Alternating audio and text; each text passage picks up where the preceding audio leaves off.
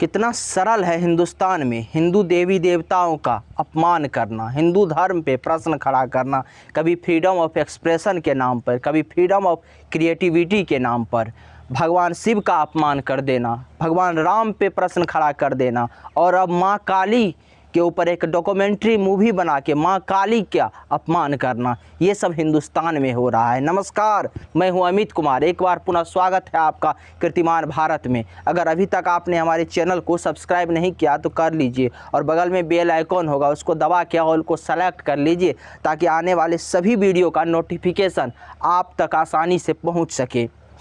इस चित्र को देखिए गौर से, ये माँ काली का चित्र है, लेकिन जिस प्रकार से माँ काली का अपमान किया गया है, देखिए माँ काली के हाथ में सिगरेट थमा दिया गया है और उनके हाथ में LGBT का झंडा थमा दिया गया है। किस प्रकार से हिंदू देवी देवताओं का अपमान करने का सिलसिला इस देश में लगातार जारी है और लगातार हो रहा है, और इस पे सब पूरे के पूरे एक लिबरल गैंग चुप है, पूरे के पूरे जो सेकुलर गैंग है चुप है। और जानते हैं, ये इस प्रकार के पोस्टर, माँ काली के इस प्रकार के पोस्टर एक डॉक्यूमेंट्री मूवी की है जिसको कनाडा में लॉन्च किया गया, और इसको लॉन्च करने वाली अभिनेत्री का जो लॉन्च करने वाली जो डायरेक्टर है उसका नाम है लीना मणिमेकलई। और लीना मणिमेकलई ने ऐसा क्यों किया, ज़रा सोचिए। इसके पीछे सबसे बड़ा कारण है कि बार बार ऐसा होता है कि हिंदू देवी देवता के ऊपर प्रश्न खड़ा किया जाता है, हिंदू देवी देवता के चित्रों के साथ, उनके हिंदुओं की आस्था के साथ छेड़छाड़ होता है। और हिंदू टॉलरेंस है,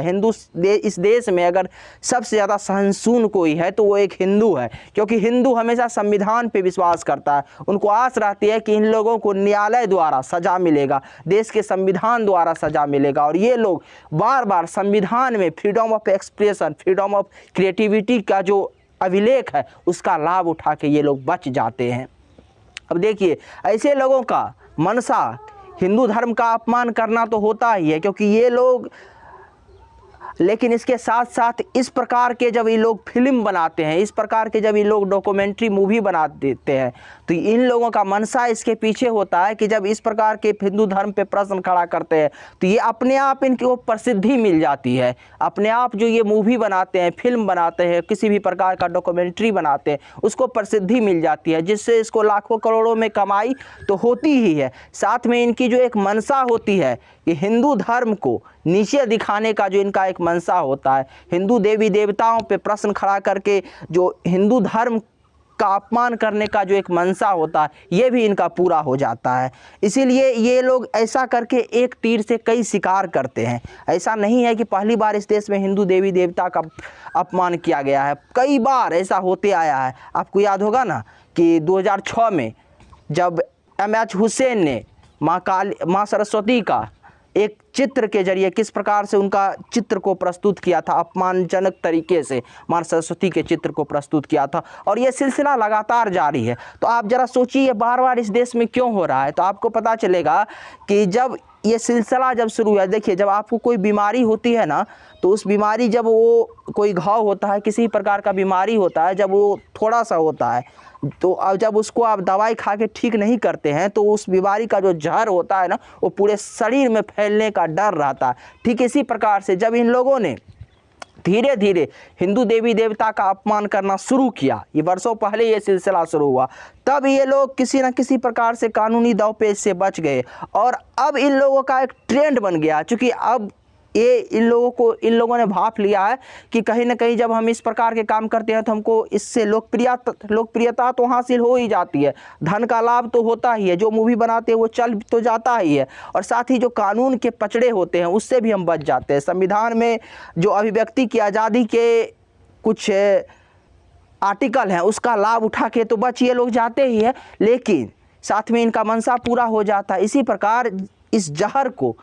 जो ये हिंदू देवी देवता का अपमान करने का सिलसिला है, इसको इस प्रकार से धीरे धीरे बढ़ने दिया गया। अगर जब ये सिलसिला शुरू हुआ उसी समय पे कठोर कानूनी कार्रवाई करके इस पे इन लोगों के ऊपर सजा होती, ऐसे डायरेक्टर, ऐसे एक्टर जो हिंदू देवी देवता का अपमान करते हैं, उनको दोबारा किसी भी फिल्म में एक्टर हो तो उनको रोल करने ना दिया जाए, डायरेक्टर हो तो उनको कोई भी फिल्म का निर्माण करने ना दिया जाए। तो अगर ऐसा शुरू में कड़ा कदम उठाया गया होता, सख्त कदम उठाया गया होता, तो आज बार बार ये सिलसिला शुरू नहीं होता। अभी आपने देखा होगा ना, जरा सा इस निंदा क्या हो गया देश में कि कई लोगों की हत्या हो गई। लेकिन जो लोग इस निंदा करने वालों पे प्रश्न खड़ा कर रहे थे, उनका आलोचना कर रहे थे, ऐसा नहीं करना चाहिए, वही लोग अब जब माँ काली के चित्र को गलत तरीके से प्रस्तुत किया गया तो वो लोग खामोश है। और ये जो फिल्म डायरेक्टर है ना, जिसने माँ काली के चित्र को इस प्रकार से प्रस्तुत किया, लीना मणिमेकलई, इनका जो आप जब देखेंगे ना तो आपको इनका कुछ पिछला हिस्ट्री जब देखेंगे ना, पीछे इनका कुछ पलड़ा उल्टेंगे तो आपको खुद ब खुद पता चल जाएगा कि ये किस इकोसिस्टम का हिस्सा है। ये देखिए, इनका ये ट्वीट्स है 6 अगस्त 2020 का, जब राम मंदिर का सुप्रीम कोर्ट के आदेश के बाद राम मंदिर का निर्माण हो रहा था, तब इन्होंने ट्वीट्स किया। ये लिखती है कि Ram is a not God, ये राम पे तब प्रश्न उठाती है। ये 6 अगस्त 2020 का है, जब सुप्रीम कोर्ट के आदेश के बाद राम मंदिर का निर्माण शुरू हुआ, तब ये लिखती है Ram is a not God, he is just a BJP invented electronic voting machine. अब बताइए, तब इन पे प्रश्न नहीं खड़ा किया गया, तब इनके ऊपर कोई कार्रवाई नहीं की गई। ये जब राम पे प्रश्न उठाया, उस राम के ऊपर प्रश्न उठाया जिस राम मंदिर के निर्माण के आदेश सुप्रीम कोर्ट ने दिया, सुप्रीम कोर्ट ने जजमेंट दिया कि अयोध्या में राम मंदिर बने। इसके बाद भी ये राम पे प्रश्न खड़ा करती है, लेकिन इसके ऊपर कोर्ट के अवमानना का कोई भी कार्रवाई नहीं होती। और तो इससे आपको ये भी पता चलता है कि ये कौन से इकोसिस्टम का हिस्सा है, ये समझने में आपको आसानी करेगी। इसके बाद इनका अगला ट्वीट देखिए, जब मोहम्मद जुबैर जो ऑल्ट न्यूज़ के संस्थापक थे, जो ज्वलंत मुद्दा होती थी, जो टीवी में धार्मिक डिबेट होती थी या किसी भी प्रकार का डिबेट होती थी, और उसका छोटा छोटा क्लिप वो इकट्ठा करता था, ऐसा क्लिप इकट्ठा करता था जिससे देश का माहौल को भड़काया जा सके, देश में दो समुदाय के लोगों को आपस में लड़ाया जा सके। और उन्हीं का क्लिप वायरल किया हुआ था, जो नुपुर शर्मा ने मोहम्मद पैगंबर साहब के बारे में कुछ टिप्पणी की थी, वो वही मोहम्मद जुबैर का क्लिप वायरल किया हुआ था। ये मोहम्मद जुबैर का ट्विटर के जरिए समर्थन करती है, मोहम्मद जुबैर की गिरफ्तारी पर प्रश्न खड़ा करती है। इससे आप समझ सकते हैं कि ये कौन सा इकोसिस्टम का हिस्सा है ये महिला। इस महिला को गौर से देखिए, और ये महिला बार बार हिंदू धर्म का अपमान करती है। अभी काली का गलत, माता का इन्होंने गलत तरीके से चित्रण किया, इससे पहले इसने राम पे प्रश्न उठाया। कभी ये भारत के जो न्यायपालिका है उस पर प्रश्न खड़ा करती है, जो न्यायपालिका भगवान राम के मंदिर बनाने की अनुमति देती है। ज़रा सोचिए इस देश में क्या हो रहा है, आपको समझना चाहिए। और ऐसे लोगों की जो विचारधारा है इसको समझना चाहिए आपको, और आपको तत्परता से सरकार पे दबाव बनाना चाहिए। आपको अपनी बातें सरकार के सामने रखना चाहिए, सोशल मीडिया के जरिए, जो भी आपके पास कहने की एक प्लेटफॉर्म है अपनी बातों को रखने का, उस प्लेटफॉर्म को यूज करके आपको सरकार तक अपनी बातें पहुंचाना चाहिए कि